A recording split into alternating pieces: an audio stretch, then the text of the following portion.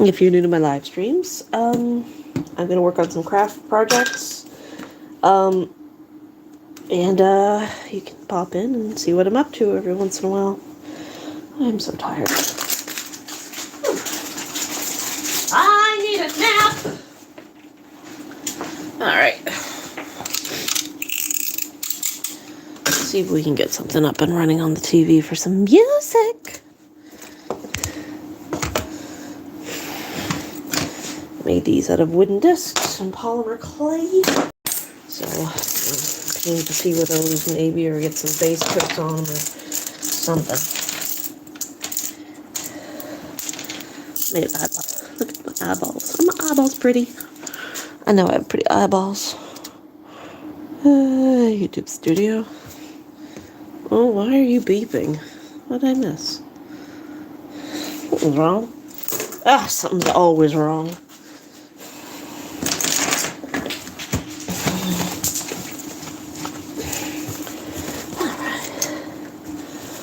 I should wash these. Eventually, everything happens again. That one. This one's done. I wish I added more texture to it, but I didn't. That's fine for today. No, I didn't want to go there. I wanted to go... No signal. You should have plenty of signal. Why are you doing this? Oh, something's not plugged in. Hang on a second.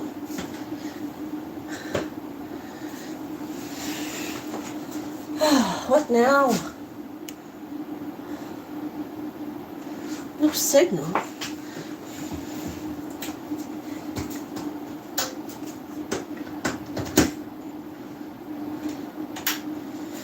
Well, that should be. I got time for this bullshit tonight. Got work to do. Do. Come on now, stop that.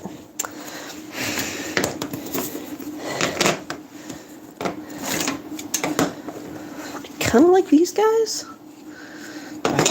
Different ones of them.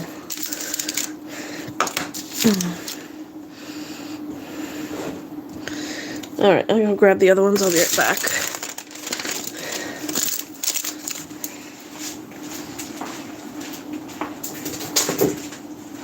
I do not have enough brains to work on this tonight, but I'm gonna just do some base colors with some black.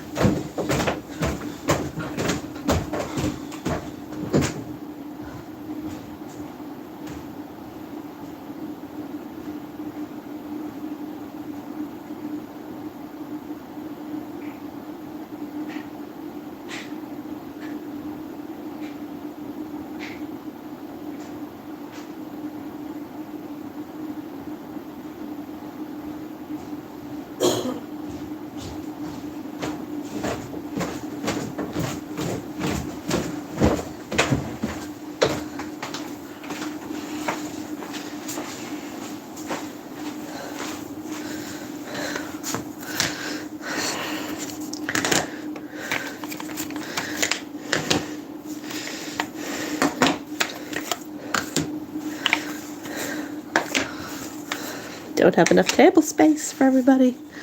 I got this one. I got this one. And I got this one. And I gotta paint them all. I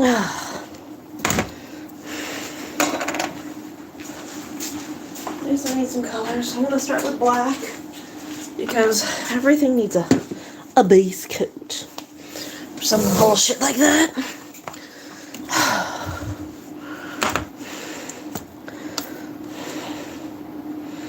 I don't know how many people are here. Alright.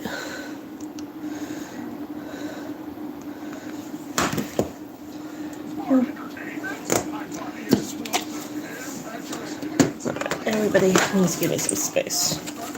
Let's start with this. I think you.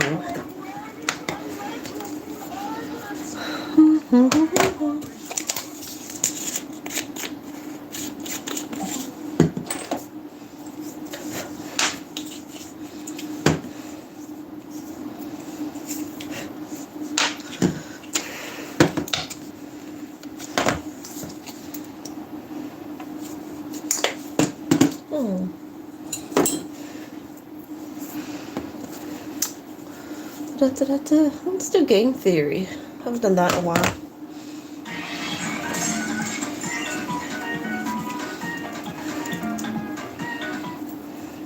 What is a Pikmin? Are they plants, animals, or something else entirely? Well, I went through the scientific record and let's just say you'll never look at a Pikmin the same way again. Hello Internet, welcome to Game Theory, the show that will keep throwing theories at you until you finally succumb and subscribe. Go on, do it, subscribe, subscribe, subscribe! Thank you. And speaking of things you throw, I have to start this video off by issuing a formal apology. Despite uploading over 700 videos over the last 14 years, we've never done a video on one of Nintendo's biggest and most adorable franchises, Pikmin. I know, I couldn't believe it either. How have we not covered this incredibly beloved real-time strategy game where you control an army of cute little plant guys called Pikmin? But don't worry friends, that all ends today. Because while normally you and your Pikmin go around collecting items, fighting bosses, and solving puzzles, there's one puzzle that always tickled my theorist senses. What exactly are the Pikmin? They have flowers on their heads, so you might assume they be plants. However, I don't know about you, but I've never seen a plant walk around and say its own name before. You know, unless you're talking about Pokemon. So, are they plants, or are they more like animals? That is what I intend to solve today. Gather round, my loyal theorists. We've got some sciencing to do as we try to figure out once and for all what the heck are Pikmin supposed to be. Let's kick things off using the basics of what we know about the Pikmin. Obviously, you look at them and you think, surely that sea creature that looks like a plant, but is actually a creature. Looks. One of the game's notes about the blue Pikmin mentions the existence of tiny holes on their skin that allowed them to breathe on land, called stomata. Stomata are a real thing found on real plants that allow gases to flow in and out of the plant, i.e. it allows them to breathe. That same entry for the blue Pikmin also mentions the fact that they have pigments in their skin that perform a photosynthetic-like process. As I'm sure you remember from your biology classes, photosynthesis is the process that plants and some other organisms use to make their own food using carbon dioxide and light. So, the Pikmin look like flowers, they have stomata, and they perform photosynthesis. That would suggest that Pikmin are supposed to be plants. Case closed.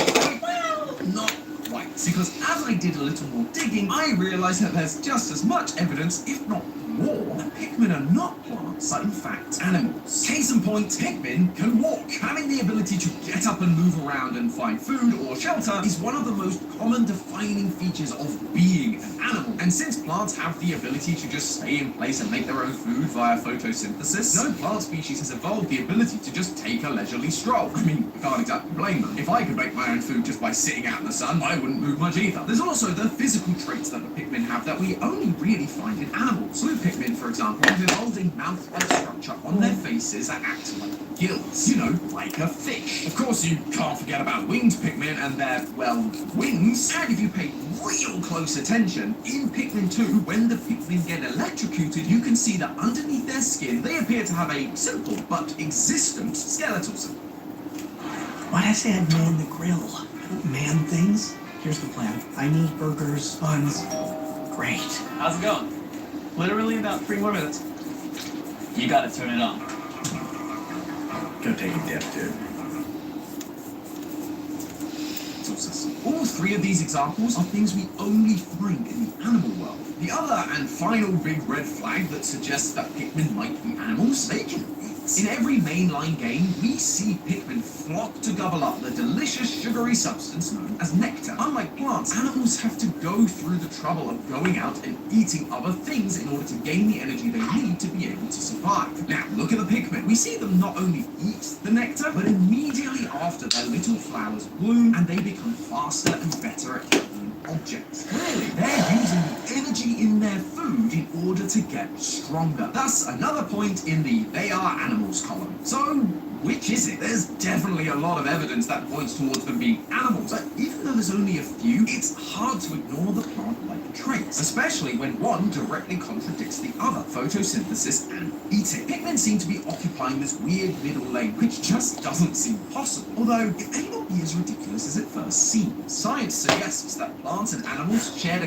common ancestor around 1.6 billion years ago. But even here in the modern day, there are plenty of plants who have evolved some very animal-like abilities, and vice versa. For example, take the Venus flytrap. They've evolved the unique ability to quote-unquote eat insects to gain nutrients like nitrogen and phosphorus that are otherwise not found in their soil, though they still gain most of their energy through photosynthesis. On the flip side, take Elysia chlorotica, a species of sea slug that lives off the east coast of the USA. These guys are wild. They're animals that mainly feed on small photosynthetic algae that lives in the water. But they don't just simply eat the algae, they steal from them. After ingesting their prey, these slugs will take the chloroplast, structure that algae and plants use to do photosynthesis, and just yoink them. They then stockpile those chloroplasts in their skin, giving them both a luscious shade of green and the ability to actually do photosynthesis, despite being animal. In fact, thanks to their thievery, they're able to go as much as 9 months without eating, surviving purely on photosynthesis. So, given enough time, both plants and animals can develop the abilities and skills that we typically don't associate with them. But at the same time, Pikmin are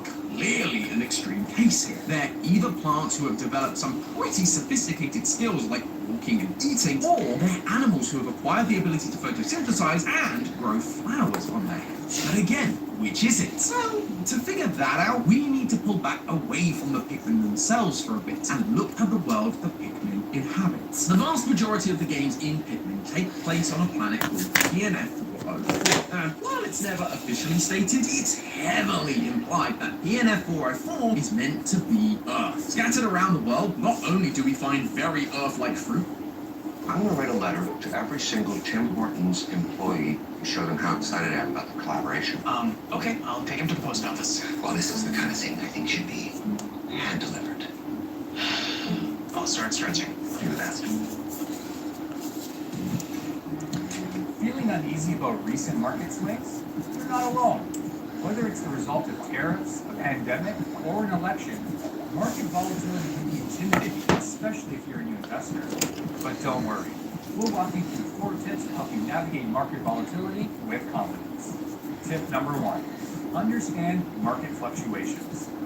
One of the most important lessons to learn as a new investor is that significant market ups and downs fruits like grapes and lemons, but also some familiar brand name products like Duracell and 7-Up. Also, in the opening cutscene of Pikmin 3, we see PNF404, and it has a very large pale moon. Look familiar? You know, if you believe all the moon is real propaganda. But it would appear that this isn't just any version of Earth. This is meant to be Earth in the very, very far future. In Pikmin 3, we get this view of the world map, and right away, some of this should seem familiar. We've got what looks like South America and Australia, and even a green version of Antarctica. Except something about them isn't quite right. Not only are Antarctica and Australia all smushed together, but South America's gone sideways. Did Nintendo just flunk basic geography? Actually, no. This is exactly what Earth is supposed to look like 250 million years in the future. You see, all of the continents are floating on Earth's mantle, and ever so slowly, those continents are moving. Imperceptible over a human lifetime, but over millions or billions of years, Earth's continents can look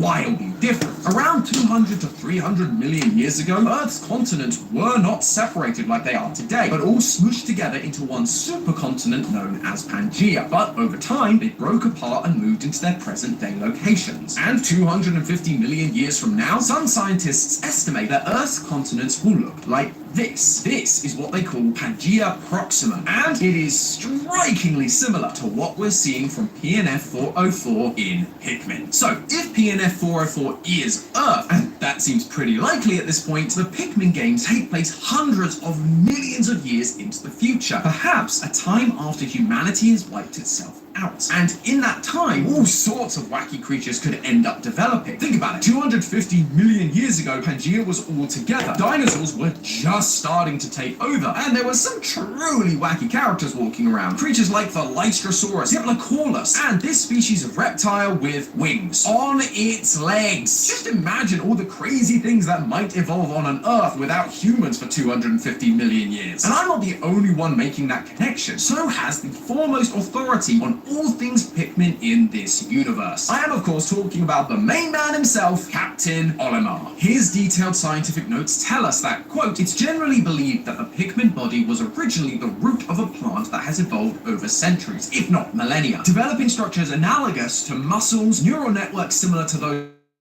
and more. And that the accepted theory is that Pikmin evolved from terrestrial root vegetables. Not only does this pretty much confirm that Pikmin are a species that have evolved over many years to create a confusing biology, but he also calls out that they are plants who have managed to evolve animal-like features, specifically that they were originally some kind of root vegetable.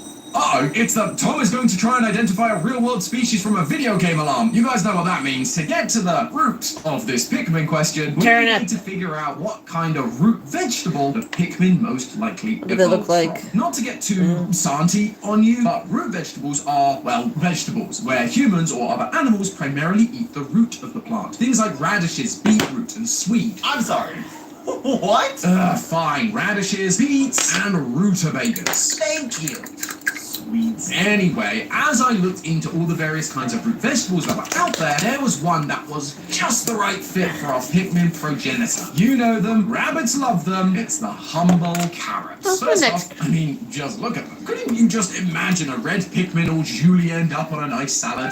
Hey, I'm not the only one who thought they looked like carrots. Captain Olimar, the GOAT, was the one who came up with the name Pikmin when he realized that they looked a lot like Pikpit carrots from his home planet. But it's not just the Pikmin's body shape that looks suspiciously like a carrot, it's also the flower. Many of you may not have even known that carrots do in fact have flowers, and they look a heck of a lot like a certain Pikmin flower. White flowers with 5 petals. The only thing that's weird about them is how tiny they are. But considering that Pikmin are literally smaller than a Duracell battery, carrot flowers are actually a pretty perfect match for our potential Pikmin plumage. But wait, there's more! The reason that you or I don't think about carrots as having flowers all has to do with timing. You see, carrots are what are known as biennial plants. That means they typically grow over a 2-year cycle. In year 1, they focus all of their energy on growing their leaves and roots. This is typically when humans pick them for munching. But if you let them grow and mature into year 2, then they bloom like a spring meadow. And you know where else we see a multi-stage life cycle? The Pikmin. They start off as little leaves who, when given enough time and maybe a little nectar, will bud and eventually bloom into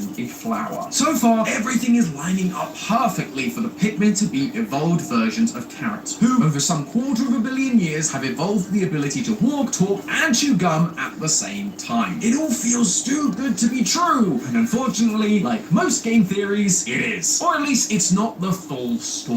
You see, there's one teeny tiny little detail we need to have sorted before I call this Pikmin theory done and dusted. The rock and ice Pikmin. These guys are a bit different from their other colourful friendos. Quote again from Olimar's notes. Pikmin supposedly evolved from plants, yet there are also Pikmin species with bodies made of ice, known as ice Pikmin. How is this possible? This species is definitely a member of the Pikmin genus, but its body does not share any of the plant-like traits that Pikmin are known for. Instead, it's composed primarily of stone. The stone is actually the chosen host for a parasitic subset of Pikmin species. I'm sorry, did you just say parasitic? As it turns out, rock and ice Pikmin are part of a subset of Pikmin known as Hermikmin. You know, like her... Hey creators, do any of these comments look familiar? Yeah, same. But do any of these people actually follow you? Any single one of these comments could be your next superfan or your loyal customer. Hermit crabs. And while they definitely are Pikmin, they're also parasitic? Why does stuff like this always come in right at the end to ruin my theories?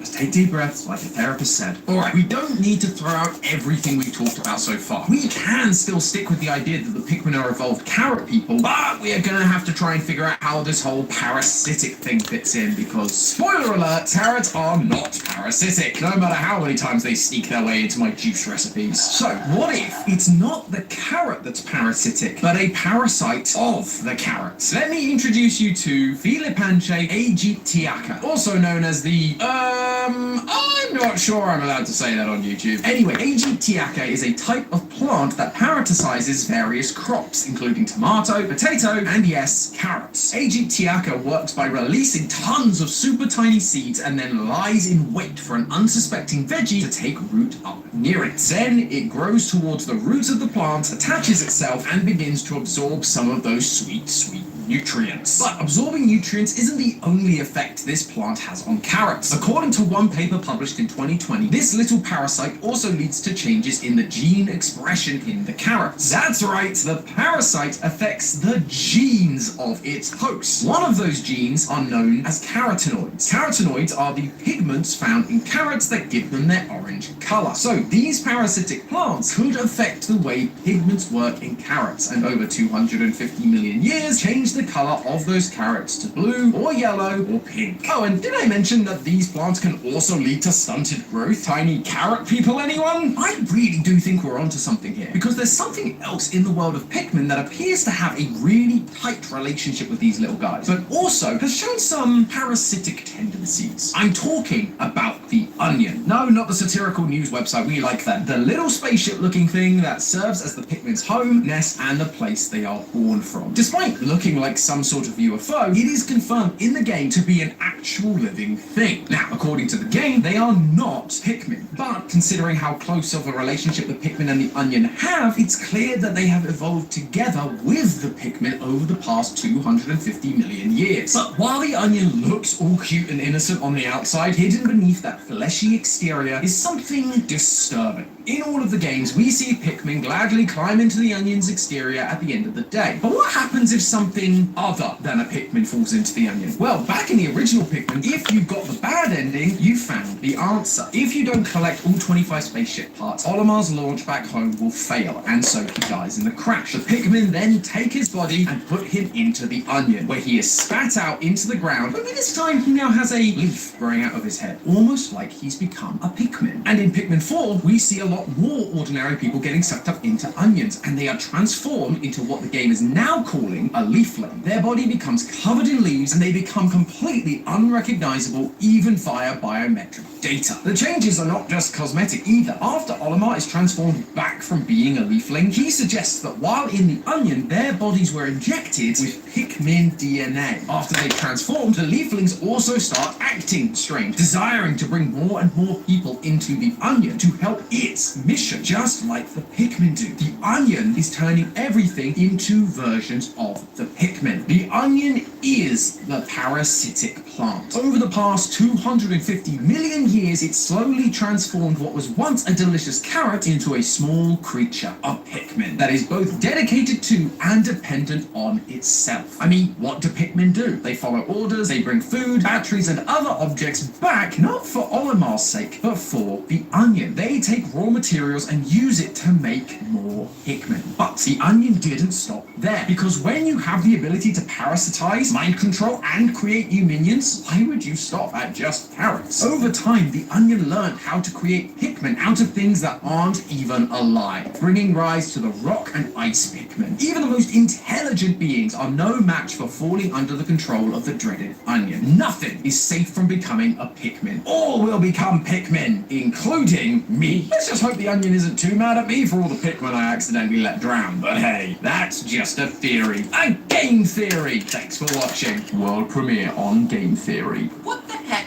is a Yoshi?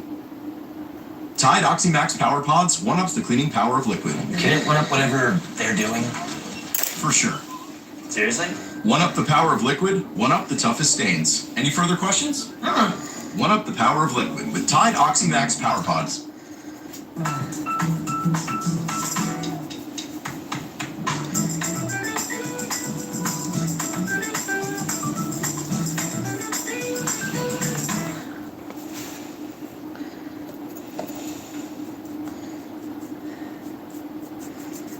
Duolingo has lore. Wait, hold on. Duolingo has lore? Like the language learning app? Yeah, you heard that right. And this cute little owl is doing more than kidnapping people and Duolingo has breaking been knees to get you to cancelled. learn Portuguese. Nah, his endgame, saving the world. And it failed.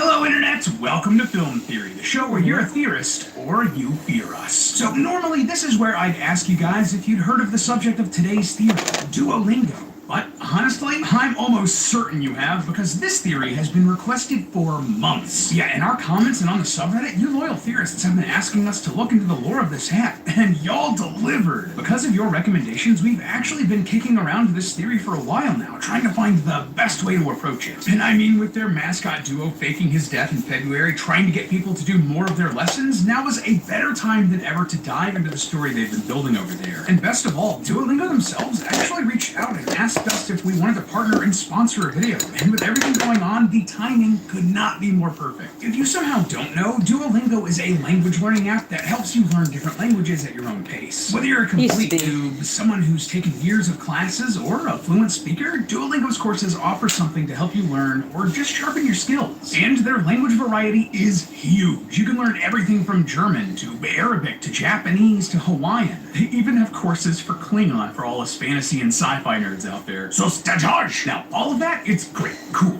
awesome even. But the longer you use the app, the more you realize that its little characters are, well, actual characters. Through its interactive features like stories and radio, you realize that they have names, backstories, loves, hates, dreams, and fears. But none have more character or story than Duolingo's main mascot, Duo the Owl. Yeah, if you haven't seen, Duo's become something of a meme in recent years, bothering learners through push notifications, phone widgets desperately trying to get your attention, and just off-the-wall marketing. Duo again. Miss your Korean lesson. You know what happens now.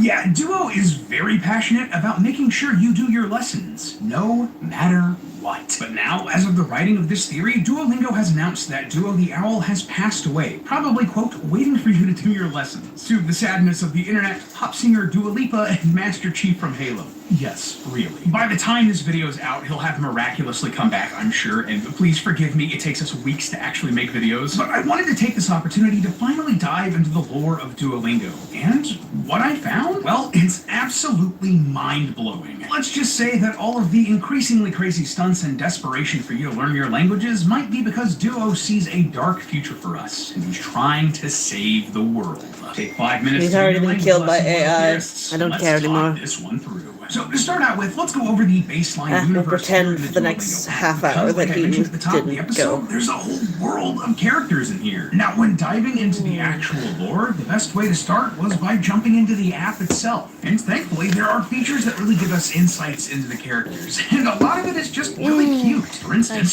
some of the Duolingo radio segments have us listening to podcast interviews between some of the characters. Oh, I should do that. One of them was about watching movies with family. Kevin, tell us about watching movies with your grandma. You know, we just love to hear that here on Film Theory. Elsewhere, in the stories segments of the app, we see little storylines involving the characters play out, including one with the jock Eddie going on a date, only to realize that he completely misread the situation. Do you always talk about work so much on a first date? This isn't a date. It's a job interview. In case you were wondering, Eddie did not get the job. So, can I have the job? Definitely not. That's rough, buddy. So what can we glean from all of this? Well, first off, we realize that each of the characters here helping you learn to say things like Je suis un chat actually have names, relationships, and interests. Besides the mascot, Duo the Owl, you have the unenthused Lily and her best friend Zari, both of whom go to a school where Oscar teaches art and Eddie teaches gym. Eddie has a son named Junior, and they actually live in the same apartment building as Zari and their friend Vikram. Then there are the best friends Bee and Lynn, Lynn's grandmother Lucy, and my personal favorite character, Falstaff, the talking bear. He wears a scarf. I would die for him. There's a bunch of small stuff hidden in these stories that create a world here in the Duolingo-verse. Junior owns a pet fish and parrot, and has a crush on Lily. Lily really likes pirates and is allergic to horses. Zari loves cats, but is afraid of parrots and spiders. That sort of thing. It's fun. Not much about Falstaff the bear, though, other than the fact that he loves snacks, but I mean, that's just hashtag relatable. Anyway, these mini storylines continue out to other parts of Duolingo's marketing, like their YouTube channel. Today on Lily's terrifying experiments in social awkwardness, it's Pesos. Yeah, if you head over to their YouTube, you'll find a series of animated shorts featuring each of the main Duolingo characters, teaching you quirks and factoids about communicating in other languages and cultures. They're fun, but if you browse through the other videos on this page, you'll start seeing,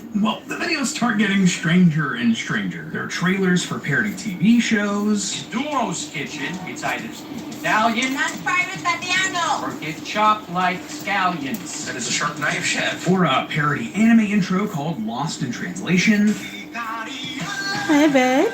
You wanna go outside? Or a 2-hour lo-fi live stream. Huh, that's a great idea, isn't it? Yeah, okay. This is really the green-feathered elephant in the room when you're talking about Duolingo lore and why everyone was so keen on us covering this stuff. If you somehow haven't seen it yet, the Duolingo mascot Duo the Owl is pretty much a viral megastar at this point, all because of crazy videos like this. The only thing I want on Christmas Day is my mom and dad to be taken away. I'm now with the PDL who said I should have studied.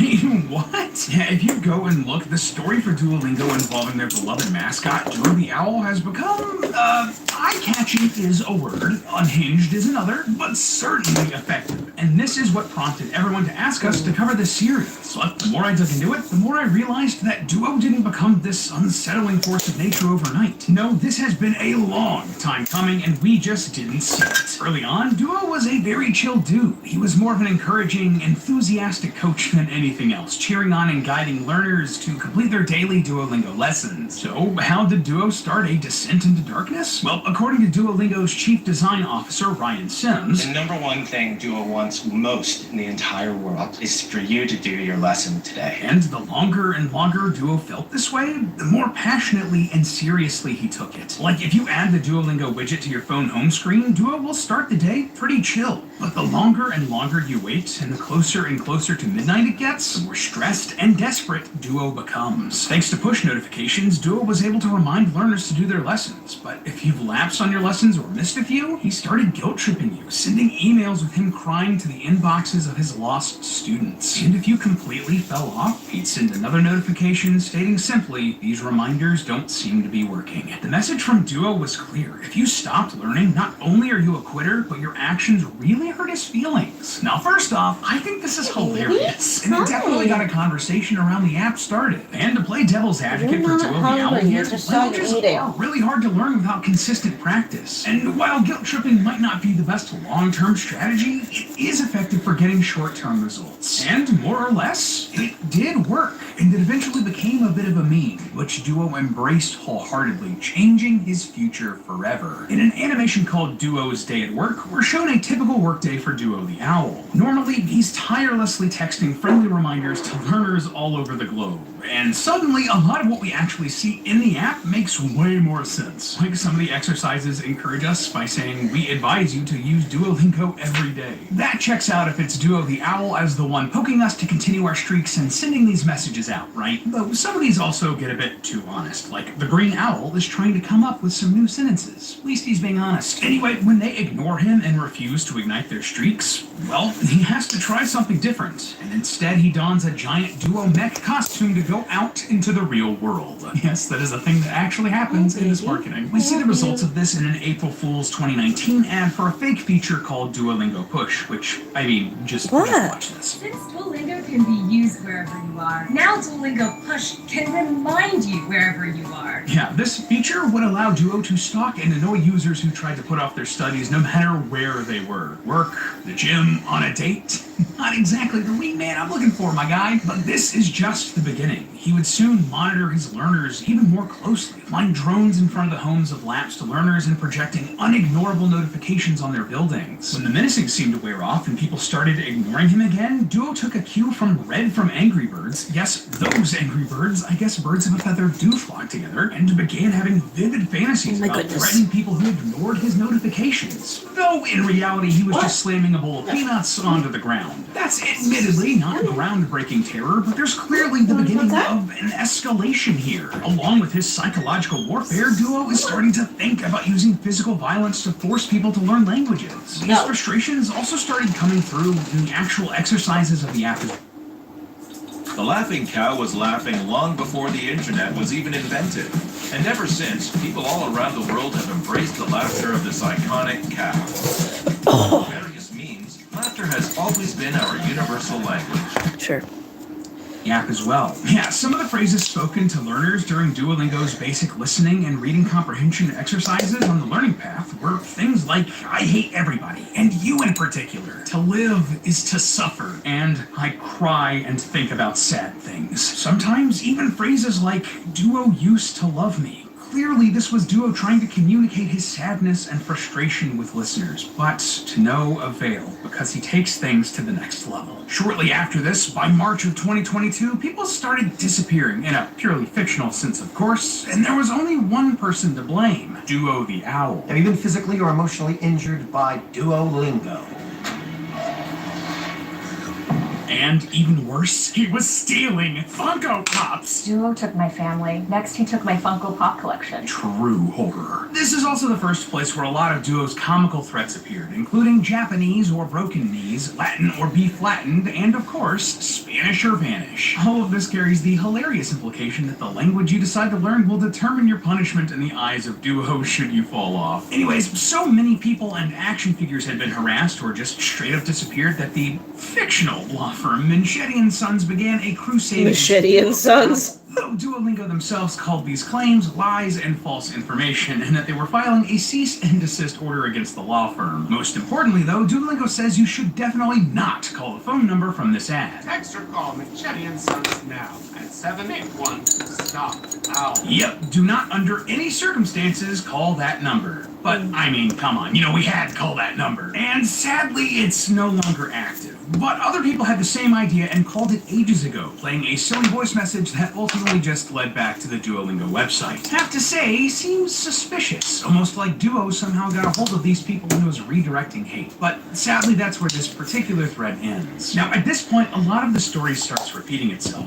Duo wants more people to keep up their streaks and learn their languages, and resorts to increasingly unhinged ways of getting attention. He started a campaign to win pop star Dua Lipa's affections, befriended Hootie from the Owl House to maximize his star power, walked the pink carpet at the Barbie movie premiere, produced a parody Netflix-style reality show called Love Language, partnered with Squid Game to kidnap lapsed learners, and revealed during the 2024 Super Bowl that he had a BBL. Yes, the Duolingo Owl canonically has a Brazilian butt lift. If you don't know what that is, ask your parents. He also started getting more out of pocket with the actual content in the Duolingo app, sending out challenges that started toying around with his darker interests. Like, how? Well, he started to warn learners that there's a man with a knife behind the curtain, and early tomorrow morning I will be at your door. Which surely had more than a few people looking over their shoulders. He even admitted to crimes, confessing, I can be a bad boy. Oh, there, Duo, you might want to keep that to yourself. But the single biggest push Duo has been making during his crusade against Duolingo dropouts, using music to reach out to them. And that makes sense. Psychologists and anthropologists believe that music is a complex yet approachable way that societies pass on their cultures, and that music can shape the world on both an individual and societal level. So, using music as a way to get people interested in language, that's absolutely a valid strategy. Though Duo's approach has been, uniquely threatening. This whole part of the saga started with the introduction of Duolingo on Ice, and its biggest hit, Spanish or Vanish. And just a quick aside, but this song has the lyric, which translates to, I love human flesh. I think Duo's out for a little bit more than just blood at this point. Anyway, this was just the beginning of Duo's adventures with music. If you dive deep onto the SeatGeek website, this fictional musical actually has a full page detailing his entire set list of threats. Gotta say, I'm partial to Portuguese or the authorities, and you've mamaed your last Mia myself. And several additional songs were also released on Spotify, including the Hamilton-inspired French or the Trench, and, okay, I'll try. Ich bin ein Handschuh-Schneeballwerfer. Yeah, there's no way. Ich bin ein Handschuh-Schneeballwerfer. That's the German word for people who need gloves to make snowballs, and it's basically just slang for coward. And also, just to keep up the snowy theme, but Duo even released people who need gloves to make snowballs. Yeah, so that's a lot. Duo is now now keeping an eye on his learners through push notifications on their phones, through drones flying through cities, by stalking them in the streets, and now with some irresistibly catchy music. But why? What could possibly be the reason for Duo to head down this darker path that we followed here today, becoming more and more nefarious in his antics? Honestly, what we've seen here makes him seem way more like a villain than the anti-hero he's claimed to be. So what's his motivation? Why is he doing all of this? Well, it comes down to one simple thing. When you look at what Duo actually is, it explains everything. See, while Duo the owl is, well, an owl, he shares a lot in common with another real-world animal, the kakapo, aka the owl parrot. This is a bird from New Zealand that also happens to be one of the most endangered birds in the world. And I mean, just look at this guy. He looks exactly like Duo. They're both round, fluffy, green birds with cute little legs and tiny wings. Even the little lining around their faces is basically the same. But their similarities go further than just the visual. See, the kakapo is a flightless bird. Best they can do is glide short distances, which as we all know is just falling with style. And Duo? Well, he struggles in that department too. Within the Duolingo app, you'll rarely see Duo airborne. He's much more about jumping or gliding. What you will see from him, however, is great difficulty getting his wings to support his weight, just like a kakapo. So, okay, Duo is a kakapo owl parrot.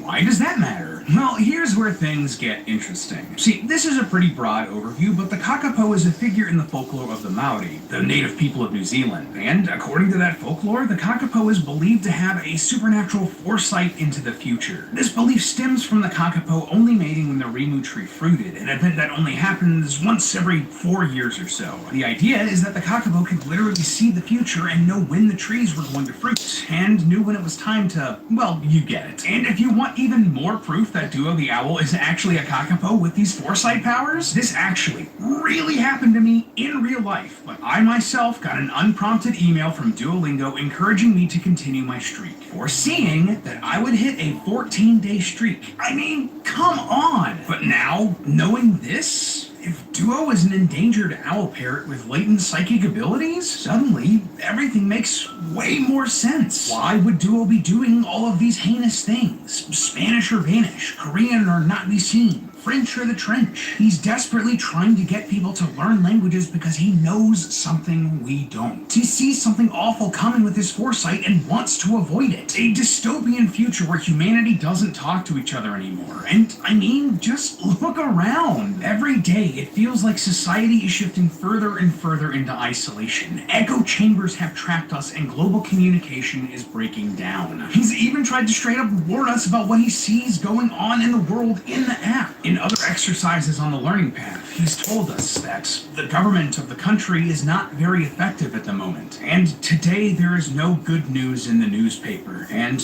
worse still, why is the government giving so much false information to the public? Remember, according to the Duo's Day at Work animation, Duo is canonically the one sending out these translations. He's the one sending these warnings because he's almost certainly seen this exact thing happen before. After he died, an in memoriam post from Duolingo's social media accounts revealed that Duo was born over 3,000 years ago, in the year 1000 BC. That in and of itself was a bit of a curveball, but that means that he witnessed the rise and fall of numerous civilizations, the Egyptians, the Romans, the Mayans. He doesn't want to see it happen again. And the solution is painfully simple. If we learn new languages, if we take the effort to communicate and learn about foreign cultures, expanding our horizons with new words and ideas and concepts, that teaches us so much more than just how to say, I want sushi in Japanese. That helps us grow as people and become closer together, and it is working. We see this through the characters inside of the Duolingo-verse. Like, check this out. If we go back to the Duolingo YouTube page, you'll find some videos like I Hate Christmas, which features the character Lily talking about how much she, well, hates Christmas. You couldn't pay me to go to your ugly sweater party. That doesn't particularly sound like someone who enjoys to communicate, let alone go outside. And yet, Lily is all about talking to us in the Duolingo app, where you can literally call her to help practice your languages with the Call with Lily feature. She is literally connecting with you to help you learn about other peoples and cultures and languages. And that right there is ultimately Duo's goal. Why he bothers us with push notifications, encourages us to keep up our streaks. Before he was now killed why he's by gone out AI. into the world to make sure that you keep learning learning, or else. But hey, once again, I want to thank Duolingo for reaching out to sponsor this video. Please add me on Duolingo to start your language learning journey and help me keep up my streak. Please, some help. And as always, remember that it's all just a theory. A film theory. And cut. At Canadian Tire, we're here for savoring spring gatherings. From kitchen prep to the grill to serving with style, we have what you need to handle hosting day or night. Hey there, tired of boring home decor? This multicolored bunny tree nightlight is a must-have. It's perfect for sprucing up your space during the holidays. With its colorful lights, it adds a festive touch to your tabletop. Click to buy yours on Temu now.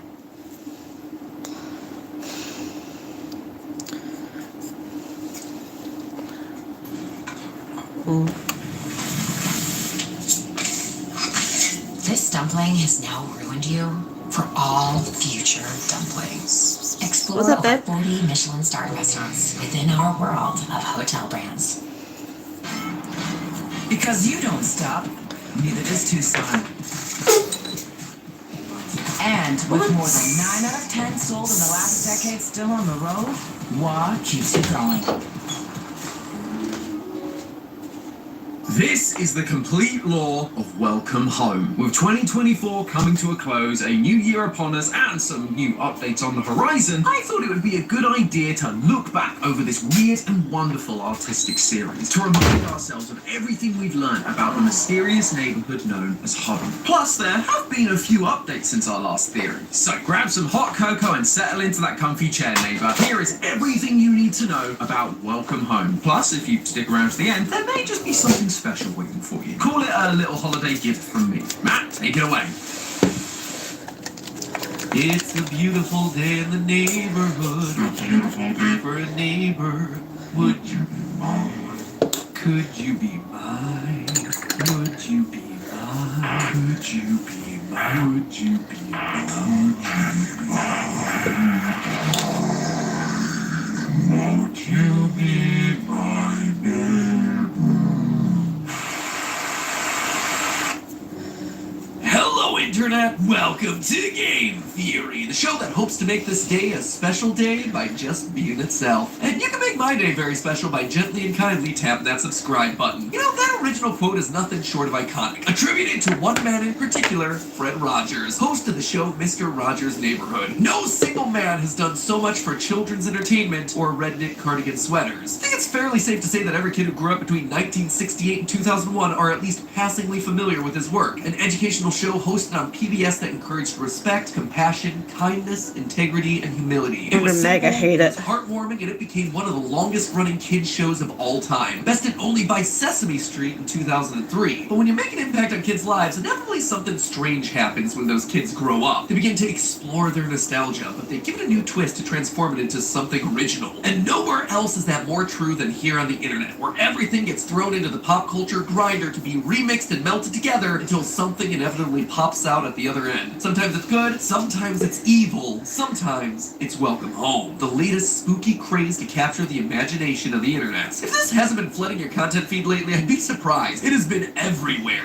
For good reason. The premise behind it all is that this is a website dedicated to recovering pieces of lost media from an old 70s show called, fittingly enough, Welcome Home, a kids' educational series that suddenly went off the air and disappeared. Even its production company went completely silent. In that way, it's very reminiscent of Hello Puppets, if you happen to remember that one. As we explore the website, we can learn more about the residents of the neighborhood. Hello, called Puppet. Home. That's your typical children's edutainment roster. People like Oh, Robin hello. Frank, Sorry, I usually don't look up at the chat too often because my eyes are usually, you know, down here.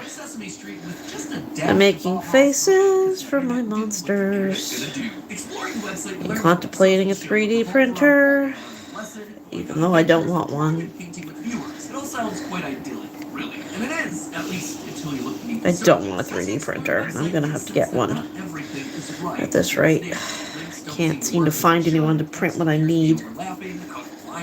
Entirely, and there's there's this weird image of Wally just looking mighty sus. That's not sinister at all. There he is.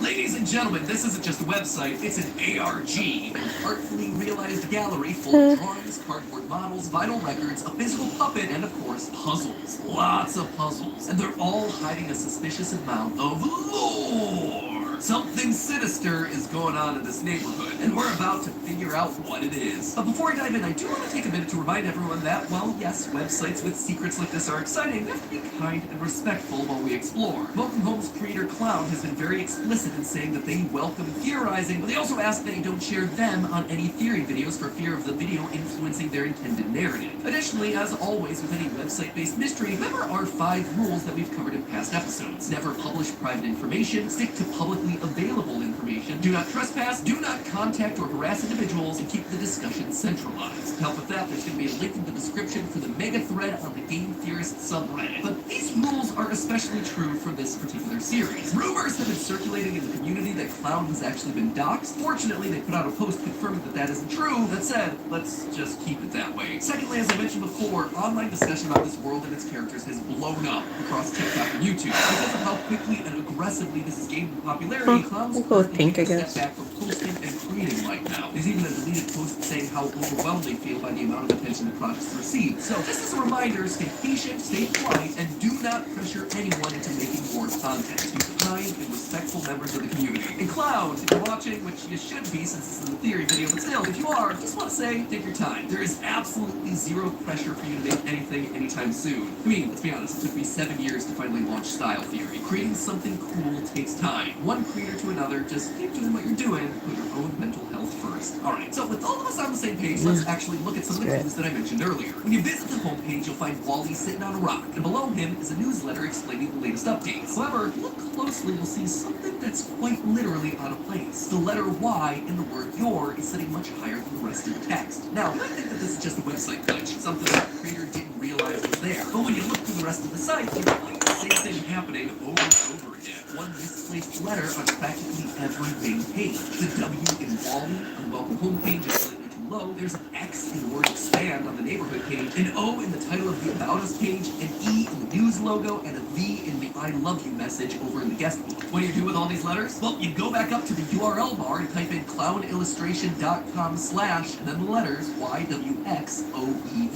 That then brings you to a brand new page that contains the image of a house with a GIF of eyes over top. These eyes appear to be that of our lead character, Wally. Eventually, the GIF stops, showing only an image of his eyes wide open, with dilated pupils staring right at us. Which I gotta say is making me all sorts of uncomfortable, but this isn't the only secret that those letters unlock. Notice the title tab of the website here. It says, try again. Clearly, there are right and wrong combinations of all these letters. By putting in WOXYVE, we get to see a page of the show's script, along with a GIF that shows Wally's eyes looking at us. And if you try EOVWXY, you'll see a video of a TV screen with static, but when the 40-second mark hits, suddenly there's a flash of those same eyes staring at us through the screen. Something tells me you're being watched. And it's at this moment that you notice the designs at the edges of the website. What initially seems like loud flower power style designs of the 60s are actually a mass of eyes, constantly watching us as we scroll through the website's various pages. But this doesn't end with it just watching us. Whatever this thing is, it's also trying to communicate with us. On the Welcome Home page, we find lots of images that are noted as being restored remnants and reproduced pieces. This is where we find that creepy image of Wally closing his window shutters. So there's also another image that's of interest here. There's what appears to be a newspaper clipping with a scene of the characters Frank and Eddie delivering mail. However, if you look closely, you'll see part of the article is visible on the right-hand side. Take an even closer look, and you'll notice at the bottom, the first letters of each line spell out something. Hello, you. That's ominous. Who's speaking to us exactly? It's also not the only time that we see messages like this either. If you head on over to the About Us page, the page where we learn about the recreation efforts, we can see a picture of Frank's head mechanics. But in the corner of that image is a set of books, all with writing on the spine. The first couple are obvious, and again give off that creepy vibe of something trying to communicate with us. Hello, it's you-know-who. But it's the last books that really get into uncomfortable territory. They read, I'm your neighbor. Do you know about me? You do. I've seen you. So we know someone's watching us. We know they're trying to communicate with us, but who are they? They assume that we know them, so we should probably figure out who's on the other side of those book spines. Feels very much like someone from the show in some way, calling us neighbors. Very Mr. Rogers-esque, like a TV host addressing the people that are watching, breaking the fourth wall YouTube style. Could it be that the reason that we saw the eyes of Wally in those mysterious pages was because he's the one trying to communicate with us? Well, the only way to know for sure is to keep on searching, and I want to go all the way to the end, to the page that's filled with probably the most lore of this entire project, the guest book. This guest book is for people visiting the site to leave comments, but that's not the only thing the page displays. Sometimes there are drawings next to those comments which aren't made by regular users like you and me. Someone, or something, has drawn them on the page. Most likely the one who's been watching us this entire time. And this is where things start to get even cooler. Sure, having even more pictures of eyeballs drawn next to comments is unsettling, but that's not all they're doing. If you open the image in a new tab, you'll find almost all of them have interesting file names. For example, on page 3, there's a spiral drawn in red, yellow, and blue crayon next to a comment that asks, why do you like eye contact? And if you open that image up in a new tab, you find the response, so you will know I am looking at you, neighbor. I am talking to you. So whoever's drawn these images is definitely connected to everything else that's been going on around here. So who is it? Well, we get close to that answer throughout the rest of the guest book. For instance, there's one comment that says, Wally's my favorite, to which the website drawings reply, I am your favorite too. Awfully presumptuous of you there, mystery host. So we know that Wally and this character aren't one and the same, except maybe they are. In another comment that says, I hope Wally knows that he's my favorite, the title tab says, I'm your favorite, that makes me happy. So are you or are you not Wally? Well, it seems like the answer may actually be yes and no. When you go to the last page of the guest book, you're presented with a lot of blank entries, which I don't know about you, but feels awfully suspicious. So if you hit select all in one of those empty guest book entries, it suddenly reveals that there's hidden text here from Wally that reads, you're looking for me, silly. But right next to it is another entry, also credited to Wally, except this time it's like somebody wrote his name and then put it through a SpongeBob meme filter. It says, you won't like that. The fact that both of these are identifying as Wally, just with one of them corrupted, seems to indicate that there are either two entities inside our beloved post, or there are two Wallys running around. The real Wally... Does anybody else want red? Well, at the bottom of each webpage, all the characters sign their name, each with a unique signature. But to borrow a phrase from a rival you do. show, one of these things is not like the other. Or should I say, two of these things are actually exactly like the other. Notice how the writing for home is the same as the handwriting for Wally. Same red crayon, same style of writing, especially when you compare the M and the W. Wally and home are connected in some way. They seem to be one and the same. This is also heavily supported by another one of the guest book pages. On page 5, one comment says that Wally is such a doll. The website's response is a picture of an eye titled, No, a puppet. It's a double meaning. Not only is Wally the character a physical puppet, but he seems to be getting puppeteered by something else behind the scenes pulling the strings. Whoever or whatever home is supposed to be. There are a lot of other messages hidden throughout the guest book, and I'd encourage you to go and check them out, but I figured I'd try somewhere else to see if it would yield different results, and lo and behold, my hunch was correct. This site is hiding a ton of information in very unique places. On the neighborhood page, you can actually click on the houses to learn about each of the characters. Each one gets themselves an illustration, and then a page on the right with their key character traits. However, if you do what I tend to do with these types of mysteries and just click on everything in sight in the hopes of finding clues, you'll actually be rewarded. If you happen to click on the word you and the word your at the top of the page, you'll be taken to a brand new screen. One that has a description card like all the other characters, only this time it has you. Yes, you, the one watching. You got yourself a single line in your description, Wally is your best friend. I don't know, that, along with the constant calling of people in the guest book neighbor, kind of giving me vibes of a cult where everyone refers to each other as brothers and sisters, or in this case, neighbors, rather than by their actual names. Speaking of weird details in the character description, all of these characters, minus Wally, don't originate from home. They all moved here from somewhere else. They all have friends and family. We even see a picture of Julie and her siblings elsewhere on the site, but they don't exist inside of home, which again gives me some creepy cult vibes, where members are encouraged to abandon their former lives and move to live with other cult members in a closed-off community. And given that Wally is the one that never had to move, my gut's telling me that he's the one in charge. My gut seems to be right. As I look... This is Desmond, and his lawn. He thinks watering is enough to have a thick, green, healthy lawn. What he really needs is Scott's Turf Builder Lawn Food to promote thicker grass that crowds out weeds. Feed it with Scott's. Your lawn will thank you. I'm too tired to do details like this. Wally or Kate? We make thousands of financial decisions every day. Why not both? Stay on on top of it all with alerts and insights from the CIBC Smart account.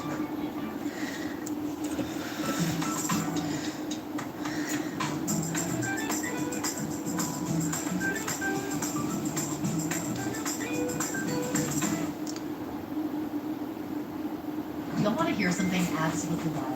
More than 48% of content creators are making less than $15,000 a year. I'd like to make $50,000 a year. But the game has completely changed because of many chat funnels. So what does this actually look like? The first step is we have people. The first step is skipping the ad. More and more images on the welcome page, I noticed one very specific and tiny detail. The characters all wear badges, pins, or cufflinks related to their personality and traits. Some are pretty darn obvious. Eddie has a mail pin on his hat because he's a mailman. Sally has a star and moon pin on her because she is literally a star. But what about dear old Wally? I expected to see him with some kind of art-based pin, paintbrush, easel, crayon, but those not for now. nowhere to be found. Instead, there are two images on the website that show what cufflinks Wally's wearing, and pretty surprising, he's wearing crosses. It doesn't really feel all that thematic for a character who's a painter. Instead, that's the sort of thing that you get out of a religious leader. A vibe that starts to get even stronger if you go back to the earliest days of the website. Now, this website was first launched back in February of 2022. Back then, it looked very different than it does today. At one point, there was this image of Wally staring directly at us with the simple phrase above his head, "Hold my gaze and follow me." I don't know about you, but if Mr. Rogers started speaking to me that way, we'd catch him the first trolley on out of here. Now, this sort of phrasing is very similar to the style of speech used by religious figures, especially Jesus from various passages throughout the Bible where he would ask his disciples to follow him. It's also a tactic used by cult leaders as they indoctrinate new members. But bringing it all back around to the current website, if you visit that neighborhood page that I mentioned earlier and take an even closer look, you might notice that Wally's house has this pulsating black goo coming out from underneath it. And with internet projects like these, we all know that black goo is never a good sign. To my surprise, that space below the house was clickable. So I clicked it and I got this. A black image of Wally drawn in red, kneeling before the eye of his house with one hand raised. I mean, this is the most creepy thing that we've come across so far. And it gets even creepier because the title tab text is listed as "so below." If those two words don't immediately ring alarm bells for you, that's fine. To me, though, as someone who's done his fair share of weird internet research, that phrase always leads to one thing. It's actually half of a phrase that you see a lot. As above, so below. A phrase that's usually used in conjunction with occult practices. Not just any practices either. More often than not, the phrase is associated with one particular image of the deity Baphomet. Baphomet was worshipped as a deity by groups like the Knights Templar and represented balance, with the two-finger salutes pointing up and down, hence as above, so below. It's a symbol of mercy and justice, as well as explaining the idea that if things are a certain way in the heavens, so shall they be down here on earth. And fun fact, if you take a look at Clown's professional art page, there's actually an image of Wally pulling the exact same pose. Now, it's at this point that I should probably mention that all the stuff on that particular website isn't considered canon by Clown. Quote, everything outside of the website, especially anything prior to the beginning of January of 2022, is conceptual artwork. These items are not solidified any longer, such as Wally's cufflinks, which no longer adorns crosses on the outside. So I would not regard these very old pieces as anything to consider. Welcome Home has been completely overhauled since then. So that Baphomet image is definitely not canon, but it does seem like some of these ideas have persevered throughout the various updates of the website. Hence that other image still being titled "so below" despite various website updates. I've also seen comments saying that this statement disproves any sort of religious or cult theory, but looking at these words from Clown, which are the only comments that I could find related to this particular topic, I don't think that's actually what they're saying. So back to as above, so below. Baphomet wasn't only depicted in that one pose, he was also regularly depicted with children surrounding him, because the idea was that children wouldn't immediately see him as the devil. They should be allowed to make their own decisions rather than being told how to interpret something. Specifically, the worshippers of Baphomet were against the indoctrination of children. But it's pretty darn interesting if Wally is now fulfilling the role as some sort of puppet deity. In short, all of this seems to imply that just like Baphomet represented balance, Wally and Home are also balance. I have so much gas tonight. Sorry about that. And Home is the darkly chaotic, perhaps even evil monster lurking within. On the About Us page, we see some of the artwork that's being received from an anonymous source, but the original artwork always arrives in a damaged state, covered in red, yellow, and blue paint, the colors that Wally uses. Again, showing us that this isn't just a show, but that the real puppet of Wally is alive and purposely trying to reach out to us. On that same page, there's an FAQ section where there's some text that overlaps. Text that reads, "When I unwrapped the first letter, I felt it. I heard it. Open, open, open. I want it out. I'm going to get it out. What does he mean, get it out? Are you talking about home? We see the same type of language on the news page, where we're told that a museum curator is wanting to put on an exhibition for all these findings. Together, we will get it out. We will get everything out. You will see as we do, neighbor. Now that right there, that sounds like indoctrination at its finest. Wally has managed to brainwash these people. Now, thanks to this exhibition, they're going to be able to spread the word of this show, this cult, the masses. The links page, for instance, is literally labeled as Spread the Good Word, the doctrine of Wally. But what exactly is Wally's doctrine? On the surface, thanks to that Baphomet imagery, you might think that Wally is both a deity and leader, but I don't think that's the case. As we've talked about multiple times now, home appears to be alive, and it's considered the ninth neighbor of Welcome Home. None of the other houses in this neighborhood are alive, it's just home. And given that it's Wally's house, and he's some kind of a cult leader, it strikes me as fairly suspicious, especially when you check out the page on your phone. Because the image has to be resized for a mobile device, home is no longer in the middle of the page, it's higher. And as a result, you see what's behind it, a black void with a single spiral in the middle. Just like the spirals that Wally is drawing into the guest book. And while that is certainly disturbing, look at the whole image. The colorful trees in the middle, the paths leading to and from the void and all around the neighborhood. It almost looks like a person lifting their arms in an act of worship. Wally isn't the deity here, home is. Wally is just the good and faithful servant. They are all welcoming home. If you remember the letters that we used to find some of those hidden web pages at the top of the episode, there's a couple that I neglected to mention. If you put them in the order of YXWVOE, you'll find an error page. But click the telephone and suddenly we're treated to a rendition of the song Beautiful Dream.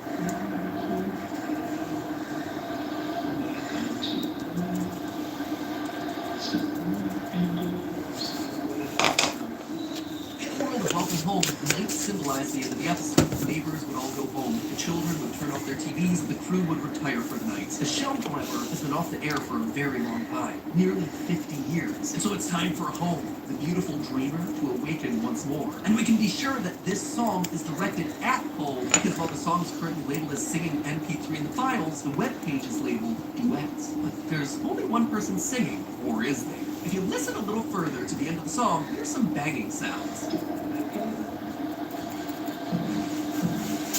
If we read Wally's bio, it says that home talks using onomatopoeias, so these banging sounds are home responding to Wally's song, slowly awakening, ready for revival. We don't exactly know what happened in 1974, what caused the show to shut down and the production company to fall silent, but I've seen my fair share of indie horror to know that when you got sentient mascots and demonic entities, it's not going to be a good one. Maybe the production company fell silent because many of their workers were killed, maybe a ton of children died, maybe Wally was able to possess them through the TV to serve whatever home's motivation is. Whatever happened back then, it is going to happen again now that this exhibition is planned. Wally is regaining his influence, sharing these images to gather people together, and slowly he will reawaken home to continue whatever the plan was half a century ago. The one thing I do know is that this story of Welcome Home is really fun, especially when you consider that Clown has said that we're only 5% into the project. So until more is revealed, we wait. I suppose you can consider us a neighborhood watch. Let's just start with the big cliffhanger from the previous theory, the upcoming exhibition for Welcome Home. This event was a chance to share the history of the show with the world, but from the website's newsletter, it definitely seemed like something a lot more sinister. It read as follows, quote, "Together we will get it out. We will get everything out. You will see as we do, neighbor." Just gonna go and leave that invitation unread. Very much. As I already mentioned, I suspected that this event was meant to gather people together to make them part of Wally's cult. So imagine my surprise when on the updated website I saw that there was a brand new page dedicated to that very exhibition, and nothing really happened. Here I was, expecting images of destroyed displays, news articles of a disaster, maybe a message written on a wall in blood. That's not too much for a guy to ask, right? But instead, all I saw were vinyl records, an activity worksheet, a mock-up Wally puppet. I was wrong. No, something had to be off on this website. The main thing on the page was a short interview with the mysterious museum curator simply known as the Question Answerer. As they said on the exhibition page, quote, "We still have so many questions to answer here in the world of Welcome Home. You and me both there, QA, you and me both." Which means... What did you bring back from your last trip? A taste for dumplings, a bit of local art, a poncho story, a new wake-up call. Everywhere you go with Marriott Bonvoy shapes you, making you the greatest souvenir of all. A mystery. Jesse loves playing detective. But the real mystery was your irritated skin. So we switched to Time Free and Gentle. It cleans better and doesn't leave behind irritating messages. And it's gentle on her skin. Try Time Free and Gentle with 100% money back guarantee. It's gotta dry, then I gotta do the tentacles. Someone starts. You show us how to look at Yeah. Run with Stitch. I'm gonna get used to the count off 3, Stitch. 1. Lilo and Stitch. Get tickets now. How often do you miss out from the gym because your life is just too busy? With this weight set, it allows you to do it from the comfort of your own home. You get more. Which means that it's time to do what you always do when you're stuck in need answers in an ARG. Click anything and everything on the screen. And sure enough, my gut and brute force was right. There was actually something hidden here on the page. If you click the word answer from the question answer quote I just read, you're taken to a page with a single image of a notebook. On this notebook, we see someone has been trying over and over again to find a password, but a password for what? Well, to find out, all you have to do is click the image, revealing a red safe with keys that represent the various characters from the series. Clicking again takes us to a blank guest area that requests a password. According to the notebook, the code is going to be 5 letters. Go figure, those worksheets from the exhibition also have 5 questions, with each answer being one of the residents of home, lining up with the keys on the safe. Who's the funniest neighbor? Has to be the residential jokester Barnaby. Who shines brighter than any star? Sally Starlet. Who's the biggest chicken? Our knockoff Big Bird, Poppy. Which neighbor speaks to flowers? According to the character profiles, it's Julie. And who's your best friend? Well, that one there has to be our main character, Wally. And if we take the first letter from each answer, B, S, P, J, and W, and type all that in, we're rewarded with the staff-only page. And before I show it to you, Make just prank. say there's so much going on here, it's gonna burst your theorist brain. The page isn't like anything we've seen before. There's a bunch of text, but it's all at strange angles. The title's been copied so many times it's almost illegible. There's even some redacted text thrown in here for good measure. There's also a new group of photos that don't seem nearly as upbeat as the main site. And there we have it, my bloody walls. Can finally rest easy. But really, the image that grabbed my eye here was this one. An image of art supplies with a couple of no-touching signs sticking out of the box. Hey, you don't tell me what I do or do not do sign. But in all seriousness, look at the note that's sitting on top of the pile of latex gloves. Put on gloves before handling any art. Call me if we run out. Those signs there aren't Ew. for visitors, they're for the staff. And it's important. I mean, you're not just writing 4 exclamation points there for no reason. In a later image, we find an email warning staff about a strange substance that's growing on the artwork. Quote, if a substance begins to grow on anything delivered, please place it back in the box and be shifted and return it to us at your leisure. If you or anyone in your team experiences nausea, dizziness, or fatigue, please don't be alarmed. Yeah, because when I touch something that suddenly makes me sick, my first response is clearly gonna be, this is totally fine. We can actually see the substance on the first image with the glove box. One of the gloves has actually been used and is covered with a paint-like goop, which matches what we see on the art pieces from the About Us page. The artwork is being delivered like this, and whatever's on it is not good for you. It seems connected to this line of secret text from the website's original FAQ page. Quote, when I unwrapped the first letter, I felt it, I heard it. Open, open, open. I want it out. I'm going to get it out. It's not just making people sick, it's literally giving Wally an entry point. It seems that once you touch the paint, he can speak to you, indoctrinate you, brainwash you. In fact, it now appears to be happening to someone on the staff-only page. Here's the quote. I had a dream when I began working on the Playfellow exhibition. Wally Darling was sitting at the foot of my bed with a rotary phone in front of him, ringing away. It looked just like the little toy phone we were restoring for the exhibit. It kept ringing. Wally stared at me like he was waiting for me to pick up the phone, just staring, unblinking. The phone ringing and ringing. I couldn't move. I couldn't figure out how to move and pick up the phone. He kept waiting. I couldn't pick up the phone. I kept getting phone calls, or at least I assume that's what happened. I keep hearing it ringing all day sometimes. I check my phone, and there's no new messages. The writer is being driven mad by the same substance, hearing the call of Wally and his cult of home. Just like you should be hearing the call, my call, of hitting that subscribe button. Just click the button to answer the phone in the next 5 seconds to make that ringing stop. Please make the ringing stop.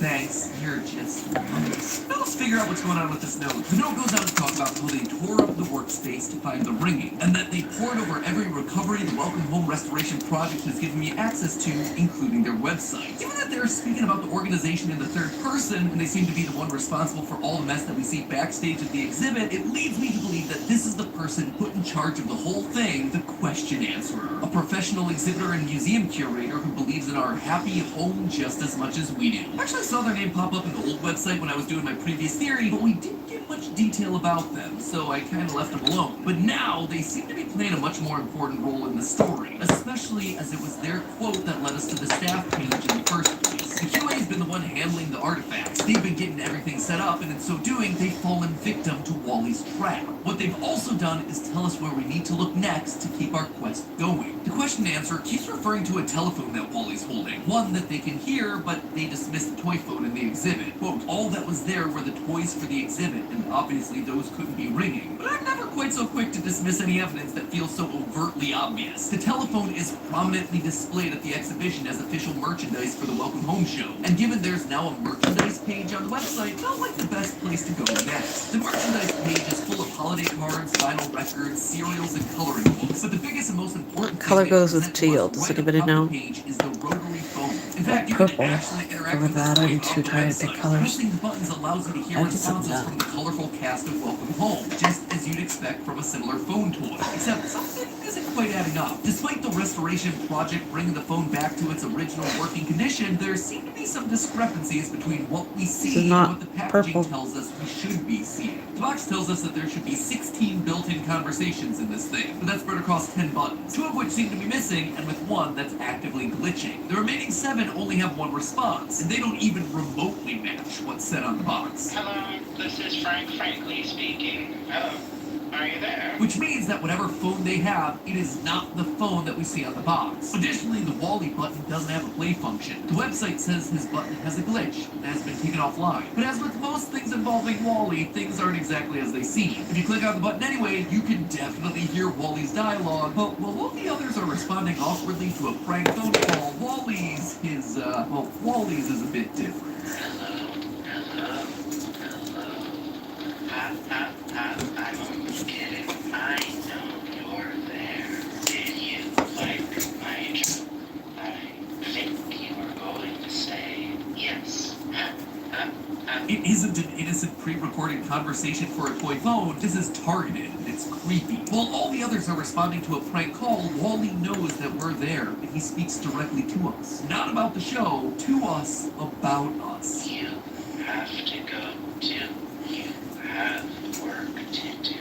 Remember, until you hear me again, keep your smile merry and always know that I love you very much. Goodbye. He's planning something big, and he needs his followers to keep up appearances until the time is right. This toy allows Wally to speak to his new followers directly, a shepherd to his flock, informing them of the work that's still to come. And while what he has in store is still unknown, he's still finding ways of keeping us busy. Before this update, one of the ways Wally communicated to us was through drawings and a guest book. By opening those up in a separate tab, we'd find hidden messages like, I can hear you, neighbor. It was unsettling to be sure, but now he's back at it again. Only this time he's doing it across the entire website. When you visit certain pages, you'll watch as Wally begins to draw something on the page before your very eyes. Clicking on each of these newly formed drawings takes you to an audio file, each one directly from Wally. We've looked into each other's eyes so many times. You're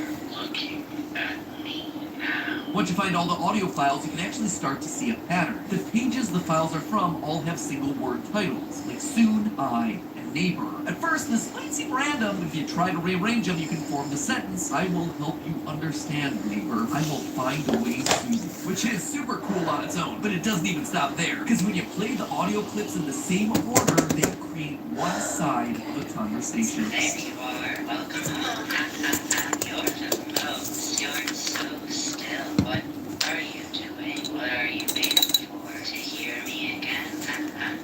I think that means you can hear me. Can you see me? That's okay if you can't. Don't worry. I know you're there. You know I'm here too. I will talk to you. Why won't you answer me, neighbor? Why can't I hear you? You know me. You do. Please open. Let me in. Let me in. This conversation feels like it's someone he's already converted. Someone who's waiting to hear from him again. Who desires to be a part of home. So who's he talking to? Well, it matches quite nicely with the note left behind by the question answer on the staff-only page. Wally stared at me like he was waiting for me to pick up the phone. What are you waiting for? To hear me again?